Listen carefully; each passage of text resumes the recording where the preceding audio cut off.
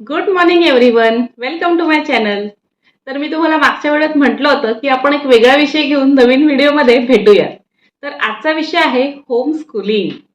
तर मी मागच्या कधीतरी व्हिडिओमध्ये तुम्हाला सांगितलं असेल की माझा मुलगा हा होम स्कूलिंग करतो. तर होम स्कूलिंग म्हणजे काय आहे? तर आपण जसं लहानपणी आपण थोडेसे मोठे झालो वयाच्या 5-6व्या वर्षी आपल्याला स्कूलमध्ये घातले जाते, ट्रेडिशनल स्कूलमध्ये घातले जाते आणि मग तिथून आपल्या शिक्षणाची जर्नी ही चालू होते. मग 10वी पर्यंत आपण शाळेमध्ये जातो. त्याच्यानंतर आपण 11वी-12वी कॉलेजमध्ये जातो आणि त्याच्यानंतर हायर एज्युकेशनसाठी तयार होतो. तर होमस्कूलिंग म्हणजे नक्की काय आहे? तर आपण जे ट्रेडिशनली स्कूलमध्ये जातो, तर त्या स्कूलमध्ये जाण्याची गरज नसते. तर जे काही शिक्षण आपण स्कूलमध्ये जाऊन घेतो, ते आपण घरीच करू शकतो. घरीच आपण ज्ञान घेऊ शकतो. तर ही कन्सेप्ट नवीन आहे का? तर अजिबात नाही. ही कन्सेप्ट खूप जुनी आहे आणि इंडियापेक्षा सुद्धा फॉरेन कंट्रीजमध्ये ही आयडिया खूपच कॉमन आहे. फॉरेन कंट्रीजमध्ये बरीचशी मुलं होमस्कूलिंग करतात, घरी राहून शिकतात आणि वेगवेगळे स्किल्स डेव्हलप सुद्धा करतात. तर त्याचे अनेक फायदे आणि तोटे सुद्धा आहेत काही, ते आपण नंतर डिस्कस करूयात. तर इंडियात सुद्धा ही कन्सेप्ट आता खूपच कॉमन झालेली आहे. पुण्यामध्ये असा एक ग्रुप आहे पॅरेंट्सचा, ज्याला मी जॉईन आहे आणि त्यांची बरीचशी मुलं ही होमस्कूलिंग करत असतात. जेव्हा मी माझ्या मुलासाठी हा निर्णय घेतला, तेव्हा आम्हाला ही कन्सेप्ट माहीत नव्हती आणि मग मला असं वाटलं आपण काहीतरी वेगळंच करतोय की काय, जगावेगळं करतोय की काय? तर तसं काही नाहीये. पुण्यामध्ये अशी खूप मोठी कम्युनिटी आहे होम स्कूलर्सची आणि ते पॅरेंट्स एकमेकांच्या कायम कॉन्टॅक्टमध्ये असतात.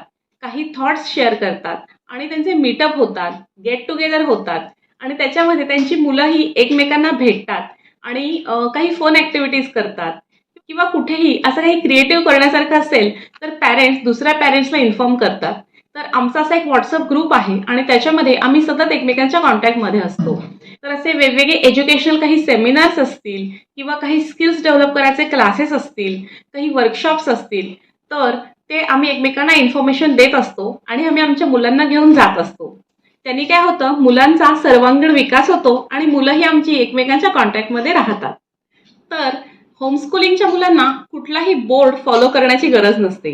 म्हणजे आपल्याकडे ट्रेडिशनल स्कूलमध्ये जसे बोर्ड्स असतात, SSC board, I-C-S-C board, CBSE board आणि त्या प्रत्येक बोर्डचे स्टडी पॅटर्न्स हे वेगवेगळे असतात, सिलेबस वेगवेगळा असतो. तर होम स्कूलर्स जे असतात त्यांना हा कुठलाही बोर्ड फॉलो करण्याची गरज नाही. त्यांच्या आवडीचं शिक्षण ते घेऊ शकतात. त्यांना अगदी ज्ञानाची दारं खुली असतात. ते कुठल्याही प्रकारचे शिक्षण घेऊ शकतात आणि त्यांना अशा कुठल्या बोर्डची एक्झाम देण्याचं काही टेन्शन नसतं. पण असा एक बोर्ड पॉप्युलर आहे जो होम स्कूलर्ससाठी बनलेला आहे. तो आहे NIOS, म्हणजे national institute of open schooling. शक्यतो जी मुलं ओपन स्कूलिंग करतात म्हणजेच होम स्कूलिंग करतात, तर ती मुलं या बोर्डला ऍडमिशन घेतात. NIOSचा बोर्ड यासाठी स्थापन केलेला आहे की तुम्हाला ओपन स्कूलिंगचं एक फ्रीडम मिळेल. तुम्हाला अशा ऑथेंटिक कुठल्या स्कूलमध्ये जाऊन त्यांचे रूल्स फॉलो करण्याची गरज नाही. तुम्हाला एक ओपन स्कूलिंग अवेलेबल आहे. पण एक प्लॅटफॉर्म त्यांनी अवेलेबल करून दिलेला आहे. तर NIOS हा सुद्धा एक बाकीच्या बोर्ड सारखाच बोर्ड आहे, ज्याच्यामध्ये एक्झाम्स असतात, ऍडमिशन प्रोसेस असते, सिलेबस असतो आणि हे सगळं ऑनलाईन असतं. तर NIOS बोर्डचं ऍडमिशन प्रोसेस, सिलेबस हे सगळं ऑनलाईन असतं आणि या बोर्डची अशी कुठलीही स्कूल नाहीये. म्हणजे स्कूलमध्ये न जाता आपण घरीच अभ्यास करू शकतो. फक्त ह्या बोर्डमध्ये ऍडमिशन घ्यायचं असेल तर तुम्हाला त्याच्यात रजिस्ट्रेशन करावं लागतं. त्याच्यानंतर त्याच्या काही लेवल्स असतात. तर तुमच्या मुलाचं एज काय आहे त्यानुसार तुम्हाला त्या लेवलमध्ये ऍडमिशन मिळते आणि त्याच्यामध्ये रजिस्ट्रेशन झाल्यानंतर तुमच्या मुलाच्या लेवलनुसार तुम्हाला स्टडी मटेरियल मिळतं, तुमचा सिलेबस मिळतो आणि तो सुद्धा ऑनलाईन असतो. कुठेही जाण्याची गरज नाहीये. ऑनलाईन तुम्हाला सगळा सिलेबस असतो, तो तुम्हाला घरीच कव्हर करून घ्यायचा असतो आणि तेही तुमच्या वेळेनुसार, तुमच्या कुवतीनुसार. त्याच्यानंतर असते ती एक्झाम. आता ही एक्झाम जी आहे ती देणं काही कंपल्सरी नाहीये. तुम्हाला जर वाटलं तर तुम्ही एक्झाम देऊ शकता, नाहीतर नाही देऊ शकत. तुम्ही ऑटोमॅटिकली नेक्स्ट लेवलला ट्रान्सफर होता. ॲक्च्युली बऱ्याचशा मुलांना एक्झामचा स्ट्रेस येतो आणि परीक्षेमुळे आणि रिझल्टच्या दिवशी आत्महत्येचे प्रकार खूप वाढल्यामुळे या बोर्डमध्ये ॲडमिशन घेण्याचं प्रमाण जास्त वाढलेलं आहे. तर मुलांना कुठल्याही प्रकारचं अभ्यासाचं, परीक्षेचं, रिझल्टचं टेन्शन न देता फक्त ज्ञान संपादन करण्यावर भर द्यावा म्हणून या बोर्डाची स्थापना झालेली आहे. तर माझ्या मुलाला कृष्णीलला आम्ही या बोर्डमध्ये ॲडमिशन घेतलेलं आहे. त्यांचे कोर्स कसे डिव्हाइड केलेले आहेत, प्रायमरी कोर्स आहे, सेकंडरी कोर्स आहे आणि सिनियर सेकंडरी कोर्स आहे. तर प्रायमरी कोर्समध्ये साधारणतः 6-7 स्टँडर्डचे मुलं ॲडमिशन घेऊ शकतात आणि इथे स्टँडर्ड्स नाही आहेत, म्हणजे first standard, second standard, third standard असं नाही आहे. तर तुम्हाला तुमची लेवल फक्त गाठायची आहे आणि तुम्हाला तुमची लेवल क्रॉस करण्यासाठी, पास करण्यासाठी 2 ते 3 वर्षाचा अवधी मिळतो.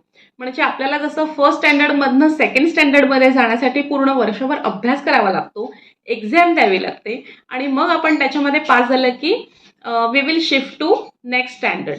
तर याच्यामध्ये तुम्हाला लेवल क्रॉस करायची असते आणि तुमची लेवल क्रॉस करण्यासाठी तुम्हाला 1 वर्षाचा नाही तर 3 वर्षांचा कालावधी मिळतो. तर याच्यामध्ये प्रायमरी लेवलमध्ये 12 वर्षांपर्यंतची मुलं असतात. प्रायमरी लेवल तुम्ही एकदा क्रॉस केली की त्याच्यानंतर तुम्ही सेकंडरी लेवलमध्ये जाता. तर तुम्हाला सेकंडरी लेवलमध्ये जाण्यासाठी if you want to give an exam then you can give the exam, you have that option. तर तुम्ही ती एक्झाम स्किपही करू शकता. तर तुम्हाला प्रायमरीमधून सेकंडरी लेवलला जाण्यासाठी एक्झाम द्यायची असते आणि ती एक्झाम त्यांचे जे वेगवेगळे सेंटर्स असतात तिथे जाऊन तुम्ही देऊ शकता. सेकंडरी लेवलमध्ये 13 ते 15 या वयोगटातली मुलं असतात. त्यांच्यासाठी वेगवेगळे कोर्सेस तिथे आहेत, त्याच्यामध्ये तुम्ही ॲडमिशन घेऊ शकता आणि हा सगळा अभ्यास तुम्हाला ऑनलाईन किंवा घरी बसून करायचा आहे.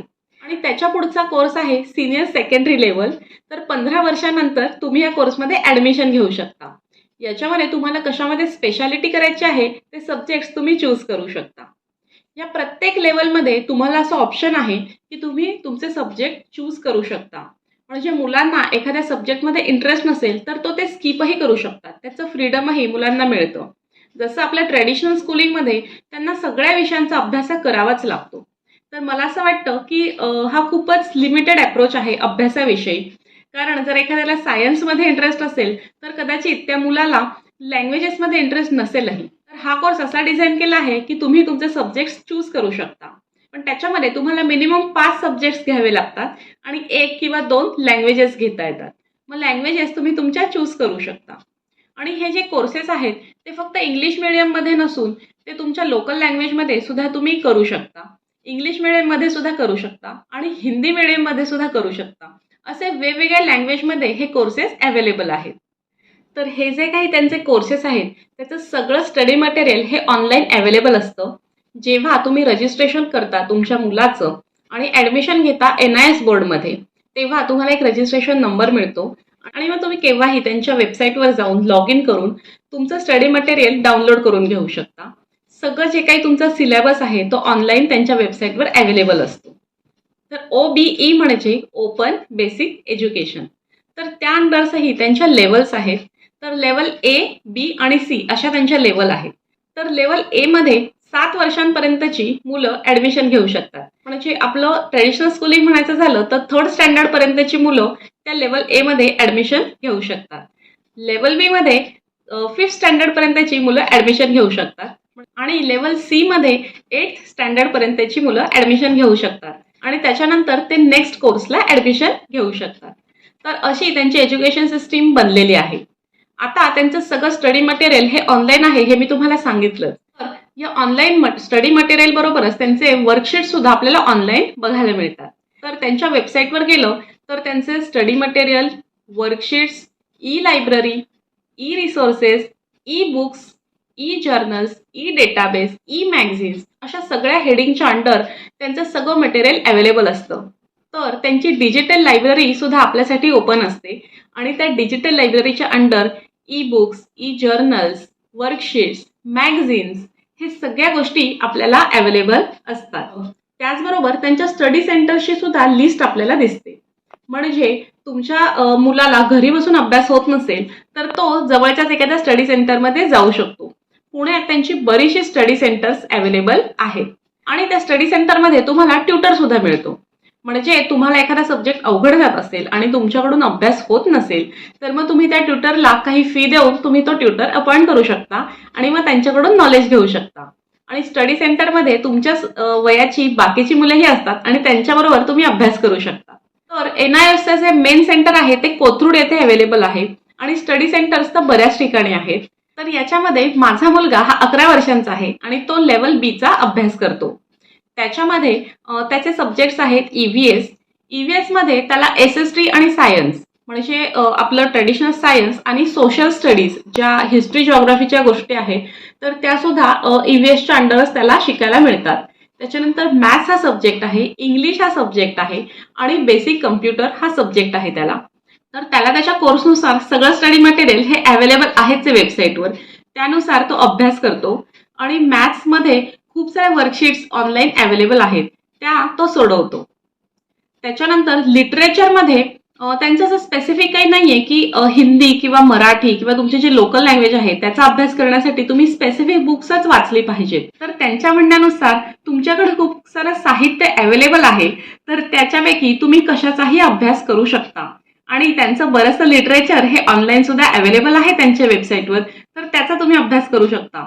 कम्प्युटरमध्ये सुद्धा त्यांचं बरंचसं स्टडी मटेरियल अवेलेबल आहे. आता कंपॅरिझन करायची म्हटली तर त्यांचा सिलेबस थोडाफार सिमिलरली CBSE पॅटर्नला मॅच करतो. तर कृष्णीला मी फक्त त्यांच्या सिलेबसचा अभ्यास न करायला सांगता मी CBSE पॅटर्नचाही अभ्यास फॉलो करते. आणि माझ्याकडे काही ICSE बोर्डची सुद्धा पुस्तकं आहेत आणि SSC बोर्डची सुद्धा पुस्तक आहे.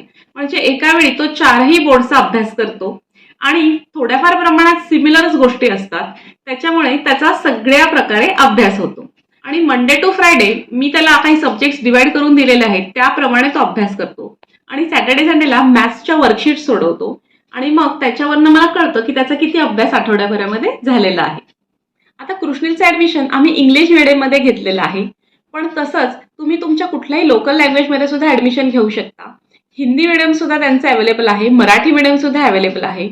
तर याचबरोबर मला सगळ्यात आवडलेली गोष्ट म्हणजे त्यांच्याकडे अजून एक कोर्स अवेलेबल आहे, तो म्हणजे भारतीय ज्ञान परंपरा, इंडियन नॉलेज ट्रेडिशन. याच्या अंतर्गत आपली भारताची जी परंपरा आहे पूर्वापारपासून चालत आलेली त्याचं नॉलेज तुम्ही घेऊ शकता. त्याच्यामध्ये तुम्हाला वेद शिकायला मिळतं, आयुर्वेद शिकायला मिळतं, योगाचा अभ्यास असतो, संस्कृत शिकायला मिळतं आणि त्यांचे बरेचसे व्होकेशनल कोर्सेस आहेत त्याच्याविषयी सुद्धा शिकायला मिळतं. तर हा कोर्स मला सगळ्यात जास्त आवडलेला आहे. तर NIOS बोर्डच्या अंडर काय काय कोर्सेस आहेत त्याविषयी मी तुम्हाला थोडक्यात माहिती सांगितलेली आहे. त्यांच्या वेबसाईटवर कुठल्या कुठल्या गोष्टी अवेलेबल आहेत त्याचीही माहिती मी तुम्हाला सांगितली आहे. याच्यासाठी तुम्हाला तुमच्या मुलाचं रजिस्ट्रेशन करावं लागेल आणि रजिस्ट्रेशन फी अगदी निव्वळ आहे. आपण इंटरनॅशनल स्कूलमध्ये ऍडमिशन घेण्यासाठी ज्या लाखो रुपयाच्या फीस भरतो त्या मानाने याची रजिस्ट्रेशन फी काहीच नाहीये. अगदी 1,500 ते 2,000 मला वाटतं त्याची रजिस्ट्रेशन फी असेल आणि ते पण एका पूर्ण लेवलसाठी आहे. म्हणजे मला एक्झॅक्टली फिगर आठवत नाहीये, पण मी जेव्हा कृष्णीलचं ऍडमिशन लेवल B मध्ये केलं तेव्हा साधारणतः 1,500 ते 2,000 पर्यंत मला खर्च आला. आणि त्याची ही लेवल जोपर्यंत चालू आहे तोपर्यंत हे असंच कंटिन्यू राहणार आहे. जर त्याने ठरवलं की त्याला एक्झाम द्यायची असेल या लेवलची तर मग एक्झाम फी वेगळी असेल, पण ती पण फार नॉमिनल असते.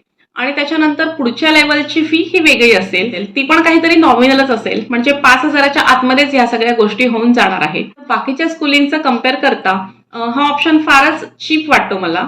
आणि त्याच्यामध्ये तुम्हाला सब्जेक्ट चूज करण्याचं सुद्धा फ्रीडम मिळतं. त्याच्यानंतर एक्झाम रिझल्ट ह्याचं प्रेशर राहत नाही मुलांवर आणि सगळं कोर्स मटेरियल हे ऑनलाईन आहे, त्याच्यामुळे तुम्ही जगाच्या कुठल्याही कोपऱ्यामध्ये बसून त्यांचा अभ्यास करू शकता. तर अशा प्रकारे हा सगळा NIOSचा अभ्यास आहे. फक्त तुम्हाला जर त्यांची एक्झाम द्यायची असेल तर मात्र तुम्हाला त्यांच्या सेंटरमध्येच जाऊन द्यावी लागते. ऑनलाईन एक्झामचं ऑप्शन त्यांचा अवेलेबल नाहीये. स्टडी सेंटरमध्ये तुम्ही जाऊ शकता आणि बऱ्याच वेळा त्यांचे जे स्टडी सेंटर्स असतात तिथेच त्यांच्या एक्झाम सुद्धा होतात, पण त्या कंपल्सरी नसतात. एक्झाम तुम्ही एक्झाम दिली तर तुम्हाला त्याचं सर्टिफिकेट मिळतं आणि तुम्हाला असं वाटत असेल की त्या सर्टिफिकेटचा पुढे जाऊन आपल्याला उपयोग होईल तर तुम्ही ती एक्झाम देऊ शकता आणि मग तुम्ही त्यांचं सर्टिफिकेट घेऊ शकता.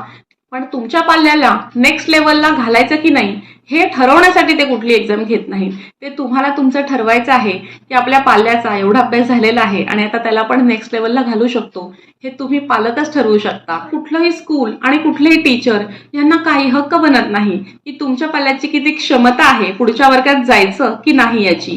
कुठल्याही टीचरने ठरवल्यापेक्षा खरं तर पालकच या गोष्टी चांगल्या ठरवू शकतात की तुमच्या पाल्याची क्षमता आहे का पुढच्या वर्गात घालण्याची, पुढच्या लेवलमध्ये घालण्याची.